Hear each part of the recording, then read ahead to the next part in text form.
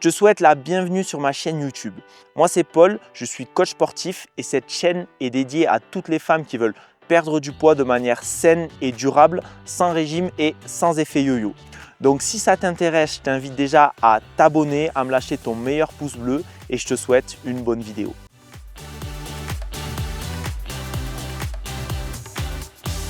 Les amis, sujet sensible, aujourd'hui on va parler des calories. Est-ce qu'il faut, oui ou non, compter ses calories pour perdre du poids? Et je vais clore le débat. Non, je ne vais pas du tout clore le débat parce que c'est plus compliqué que ça et finalement c'est ni oui ni non, ça dépend toujours d'un contexte général et donc je vais essayer de te guider dans cette vidéo pour voir si toi, par rapport à ton cas personnel, tu as besoin de compter tes calories ou si tu n'en as pas besoin. Ok, let's go. Pour commencer, comme d'habitude, tu t'abonnes, tu me lâches ton meilleur pouce bleu et on est parti.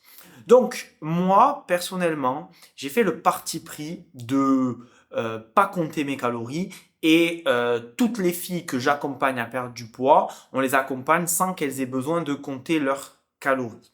Je vais t'expliquer pourquoi nous, on a fait ce choix-là.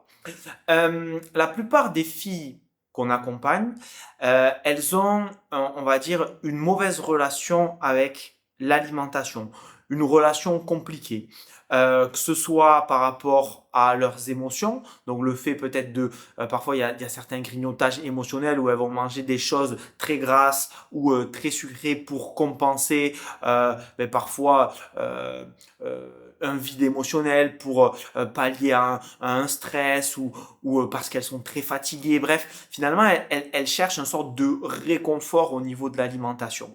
Donc, si tu veux, avec ce type de profil, et peut-être que tu en fais partie, dire à ces personnes-là, ben écoute, il faut que tu comptes tes calories, tu te rends bien compte que la relation qu'elles ont avec l'alimentation, elle va peut-être pas s'améliorer, mais peut-être se détériorer et ça risque d'être contre-productif.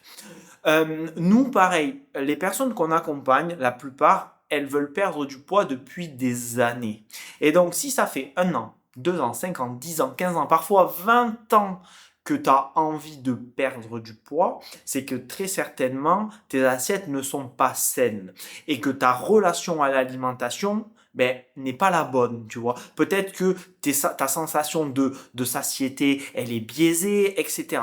Et en fait, pour moi, avant de passer le cap de pourquoi pas compter ses calories, il va déjà falloir rééquilibrer son alimentation. Et donc, si tu fais partie un petit peu de Madame Tout-le-Monde et que aussi t'as pas envie de compter tes calories, peut-être que pour toi et spécifiquement pour toi, ça va être plus intéressant de travailler sur un rééquilibrage alimentaire, qu'on t'apprenne finalement à mieux manger, à construire tes assiettes, à construire tes journées pour limiter les grignotages, que ton rapport au sucre il soit meilleur, etc. C'est peut-être la bonne solution pour toi. Et entre ça et le sport, ça suffit pour créer un déficit calorique, ça suffit pour perdre ses premiers kilos. Et quand je dis ses premiers kilos, parfois c'est 5, 10, 15, 20. Donc ça, c'est mon approche personnelle. Par rapport aux filles avec qui je travaille. Et derrière, la question que j'ai à te poser aussi, c'est est-ce que tu as envie de le faire? Parce que si tu veux, tu as la théorie et tu as la pratique.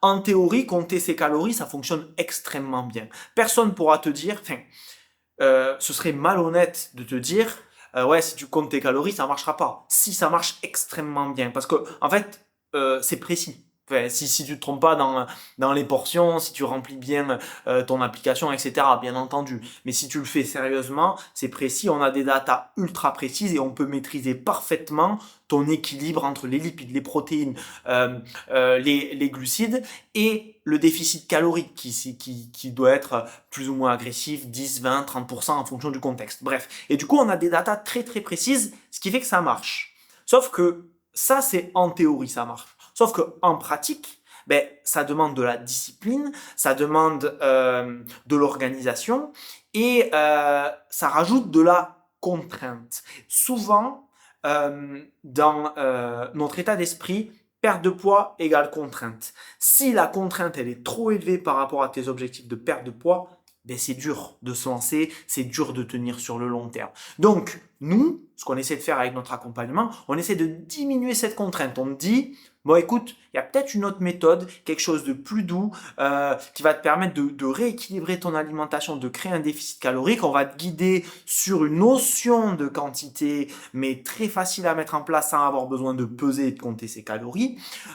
Et ça va te permettre de te réconcilier avec l'alimentation, rééquilibrer ton alimentation, perdre du poids et surtout maintenir ses habitudes sur le long terme. Parce que le problème de compter ses calories, c'est que c'est chiant. En fait, c'est chiant. Et donc, du coup, moi, perso, j'ai pas envie de le faire. J'ai pas envie de le faire.